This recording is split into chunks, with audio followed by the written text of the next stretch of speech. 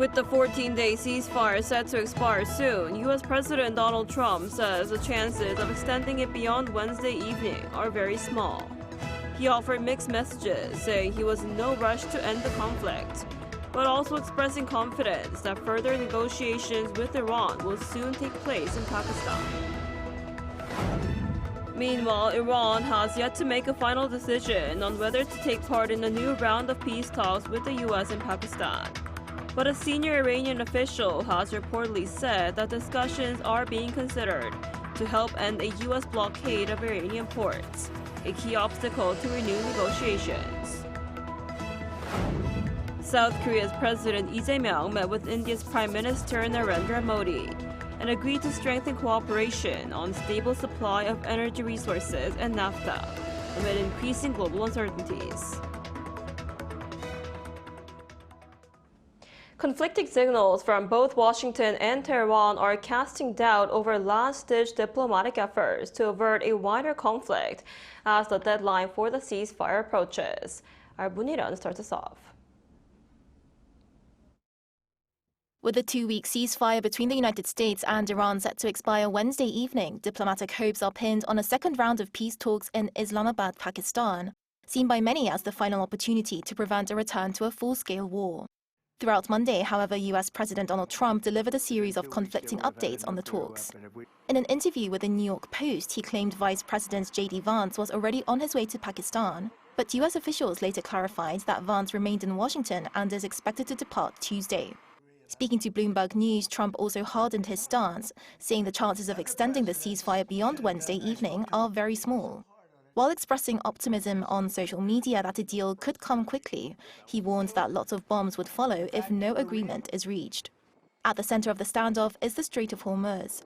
Tensions peaked Sunday when the U.S. Navy seized the Tungsten, an Iranian cargo ship attempting to evade the blockade. By Monday, the U.S. military confirmed it had turned back 27 vessels bound for Iranian ports. The disruption has pushed Brent crude towards $100 a barrel, a concern Trump brushed aside, insisting prices would come roaring down if Iran complies. As the deadline approaches, Washington says its blockade will remain in place until a deal is reached, while Iran has warned it could retaliate over the ship's seizure. With more than 3,000 reported casualties in Iran and fighting still active in Lebanon, the Islamabad talks remain a narrow and rapidly closing window for peace. Woon Hae-ryun, Arirang News. Iran is considering whether to join a new round of peace talks with the United States and Pakistan as a fragile ceasefire nears its expiration. But Tehran says ongoing U.S. violations and deep mistrust remain major obstacles to returning to negotiations. Our Lee Seung-jae has more. Iran is weighing whether to take part in a new round of peace talks with the United States and Pakistan as diplomatic efforts intensify to resolve the ongoing conflict and ease tensions in global energy markets. A senior Iranian official told Reuters on Monday that discussions are being considered following steps by Islamabad to help end a U.S. blockade of Iranian ports, a key obstacle to renewed negotiations. However, Tehran has yet to make a final decision. Iranian Foreign Minister Abbas Araghchi said continued U.S. ceasefire violations remain a major barrier to moving forward with diplomacy. In a phone call with his Pakistani counterpart on Monday, Araghchi emphasized that Iran is still reviewing its options and has not determined its next steps. The uncertainty comes as a fragile two-week ceasefire in a conflict that has killed thousands and disrupted the global economy is set to expire later this week. At the same time, U.S. Vice President J.D. Vance is expected to travel to Islamabad on Tuesday, according to U.S. officials, signaling Washington's intent to keep negotiations on track. While Iran has not publicly committed to attending the talks, two senior Iranian officials indicated that Parliamentary Speaker Mohammad Bagher Ghalibaf would participate if Vance is present, suggesting a possible pathway for renewed engagement. Iran's President Masoud Pezeshkian underscored the deep mistrust between Tehran and Washington, warning that meaningful dialogue depends on honoring commitments. In a social media post on Monday, he said Iran remains wary of what he described as contradictory signals from U.S. officials, adding that Iranians would not yield to pressure as talks approach. However, the Iranian president earlier this month signaled in an open letter that he is open to swiftly pursuing a diplomatic resolution, stressing that the outcome will shape the future for generations to come. Lee Seung-jae, Arirang News.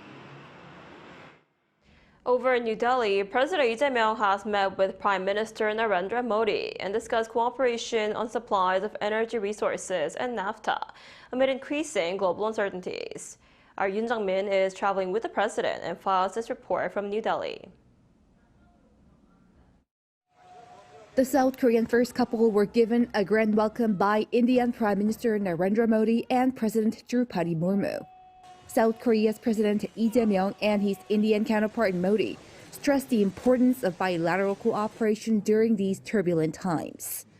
불확실성의 시대 속에서 대한민국과 인도가 상호 성장과 혁신을 촉진하는 최적의 전방위적 협력 파트너가 될 수 있다는 데 서로 공감하였습니다. Our two countries share common visions in the Indo-Pacific region. Your visit, Mr. President, has elevated our trusted bilateral partnership to one that looks toward the future. The leaders also exchanged views on regional and global peace amid the current conflict in the Middle East. 우리는 최근 중동 정세에 대한 의견을 교환하며 중동 지역의 안정과 평화 회복이 세계 안보와 경제에 매우 중요하다는 데 공감하였습니다. Amid heightened international tensions, South Korea and India are sending a concerted message of peace and stability. Monday's summit yielded key deliverables such as strengthening cooperation on a stable supply of energy resources and naphtha. The leaders agreed to create the Korea-India Industrial Cooperation Committee for cooperation on strategic sectors such as critical minerals and nuclear energy. Also, the two countries plan to upgrade their bilateral economic agreement called CEPA and double their annual trade volume to $50 billion by 2030. Both plan to work together on a host of other areas. 디지털 브릿지 프레임워크를 통해 인공지능 인재 강국인 인도와 세계적 수준의 인공지능 인프라를 갖춘 대한민국 간의 인공지능 디지털 협력 기반을 구축해 나갈 것입니다. From encouraging exchanges between young talents to cooperation in shipbuilding, environment, and energy, we will expand opportunities to cooperate in a range of fields. A Mumbai Korea Center will be established to foster cultural exchanges. The talks came at a critical time as South Korea tries to expand its diplomatic horizon to the global south. President Lee's next stop is Vietnam, where he will be sitting down with the nation's top leader. Yoon Jung-min, Arirang News, New Delhi. Boosting economic cooperation was a key focus of yesterday's summit between President Lee Jae-myung and Indian Prime Minister Narendra Modi. That focus continued later in the day with a series of business events. Our Blue House correspondent Song Yu-jin reports.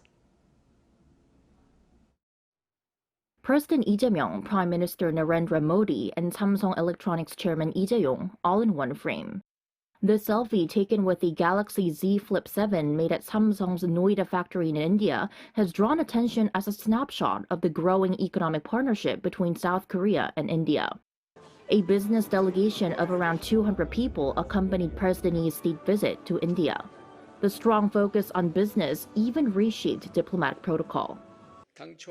The original plan was to hold the Korea-India Business Dialogue ahead of the Korea-India Business Forum.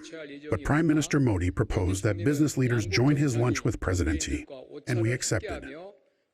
According to the policy chief, talks focused on broadening cooperation beyond traditional sectors such as automobiles and electronics into other industries like shipbuilding and steel. President Lee reinforced that message later in the day at the Korea-India Business Forum. 세계적 수준인 인도의 인공지능 소프트웨어 역량과 한국의 반도체, 배터리, 자동차 조선 등 제조 경쟁력이 결합되면 양국은 막대한 시너지를 낼 수 있을 것입니다. Calling for a step up in economic cooperation between Seoul and New Delhi, Yi reiterated the goal of doubling bilateral trade to $50 billion a year by 2030. Annual trade between the two countries has hovered around $25 billion in recent years, a level the president said falls short given India's emergence as one of the world's largest economies. To that end, the two countries plan to resume the 12th round of negotiations next month to upgrade their comprehensive economic partnership agreement, aiming to reach a deal by the first half of 2027. Addressing several non-tariff barriers, making it easier to do business between the two countries, easing the rules of origin, expanding market access, and opening up the doors in both countries. A total of 20 memorandums of understanding were signed between businesses from the two countries at Monday's forum.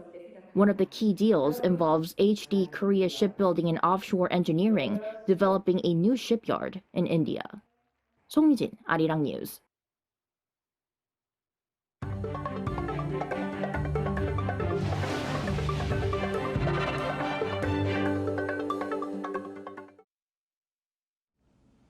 South Korea's benchmark KOSPI hit a new all-time high, breaking above the 6,350 mark shortly after the opening bell this morning.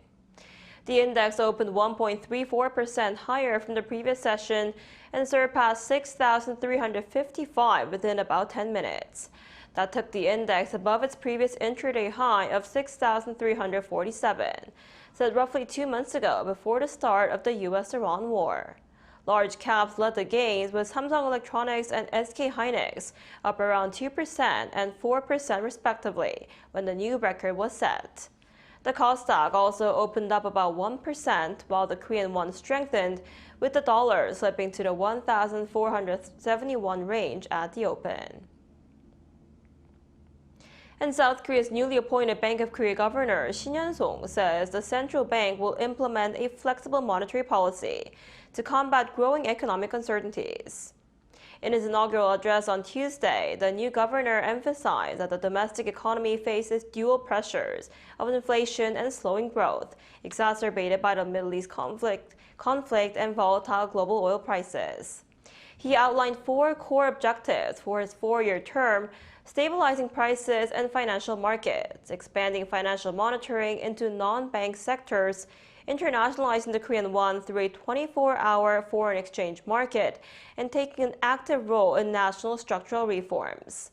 The governor added that the central bank will also push forward with digital currency initiatives, including Project Hangang, to secure a stable next-generation payment infrastructure. Japanese Prime Minister Takaichi has sent a ritual offering to Yasukuni Shrine in Tokyo to coincide with the shrine's annual Spring Festival. Citing an anonymous source, Japan's Kyodo Shimbun newspaper on Tuesday said Takaichi is considering refraining from visiting the shrine in person during the festival period, which runs through April 23rd. Japanese local media say the move appears to be aimed at minimizing diplomatic friction, as a visit by the Prime Minister to the shrine could spark backlash from South Korea and China. The Yasukuni Shrine commemorates about 2.46 million Japanese war dead, including 14 Class A war criminals convicted by international tribunals for their roles in World War II. The recent AI boom has boosted the strategic importance of tungsten. As one of 38 key minerals found naturally in South Korea, the country has reopened its only tungsten mine after more than 30 years of closure. Our Kim Sa-young reports. Active tungsten mining is underway at this site. The Sangdong mine was once the backbone of South Korea's tungsten exports, but it was shut down in 1994, unable to compete with the flood of cheaper tungsten from China. However, as demand for key minerals used in high-tech industries, such as semiconductors, has surged, tungsten is now being treated as a strategically important resource. An international mining company, Almonte Industries, has acquired the long-neglected mine and restarted operations. An investment of 100 billion won was made to excavate a main shaft stretching 4 kilometers and to build processing facilities across the site. By restarting Samdong, Korea strengthens its role not only as a manufacturing powerhouse, but as a secure source of the critical metals that sustain advanced industries. Reserves stand at 58 million tons, accounting for about 10% of the world's total, and they are of world-class quality. Almonte Korea plans to produce 2,300 tons annually, with most of the output exported to the United States. Production is expected to double, with the increased volume set to be used domestically, raising the possibility of achieving self-sufficiency. Local authorities also plan to develop a tungsten processing industrial complex by 2028, aiming to foster it as a new driver of regional growth. We will do our utmost to ensure that industries in key sectors being promoted in this country are carried out stably. With mineral prices expected to continue rising, the plan is to expand beyond extraction into processing industries. Kim Seoyoung, Arirang News.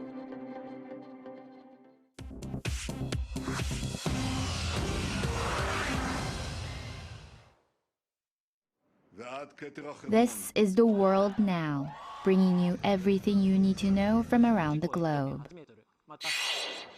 With the U.S.-Iran ceasefire set to expire, Israeli Prime Minister Benjamin Netanyahu declared that Israel has not yet finished its task in Iran, even as a second round of Israel-Lebanon talks is scheduled for Thursday in Washington. Netanyahu made the remarks on Monday during a Memorial Day ceremony in Jerusalem as the United States prepared to resume negotiations in Pakistan. Iran has said that Washington was insisting on unreasonable and unrealistic positions, leaving the next round of talks uncertain. On the Lebanon front, U.S. Secretary of State Marco Rubio will host Israeli and Lebanese ambassadors on Thursday for their second face-to-face meeting. Apple announced on Monday that Tim Cook will step down as CEO on September 1st. Hardware engineering chief John Turnus has been named as his successor.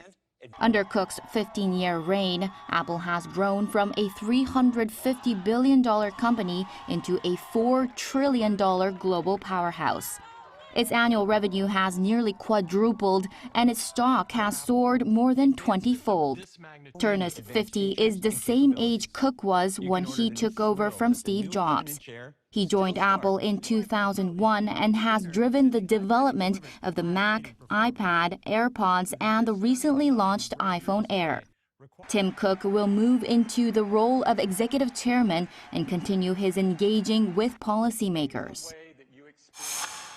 In Mexico, a gunman on Monday shot dead one tourist and wounded 4 others at Mexico's ancient Teotihuacan pyramids. He then killed himself atop one of the structures. The tourist killed was from Canada.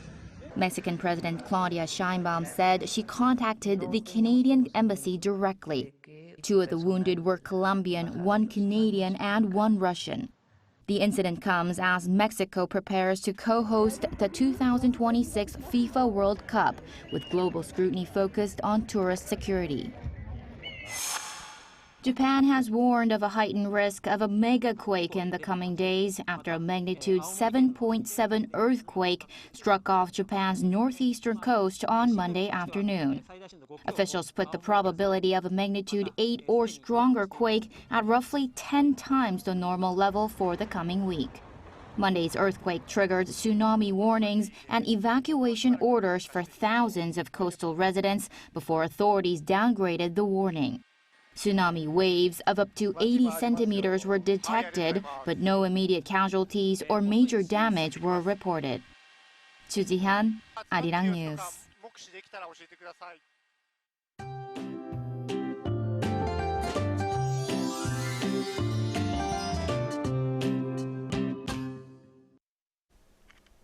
The strongest yellow dust storm of this spring has arrived. A surge of dense yellow dust rolled in overnight on cold northwesterly winds, and air quality alerts were issued across much of the country. And for most regions, conditions will stay very bad throughout the day today. Avoid being outdoors unless it's absolutely necessary. And today also brings a dramatic shift in the weather. After recent early summer-like temperatures, some inland regions were under a cold wave advisory, which is the latest to be issued on record. But temperatures will recover nicely this afternoon. For a closer look, Seoul will be getting up to 19 degrees Celsius, Gwangju getting up to 22 degrees. Meanwhile, no major rain is in the forecast for now, so dust and dry conditions may linger with wide gaps in readings. Make sure to have a dust mask when heading outdoors, wash hands frequently, and drink plenty of water.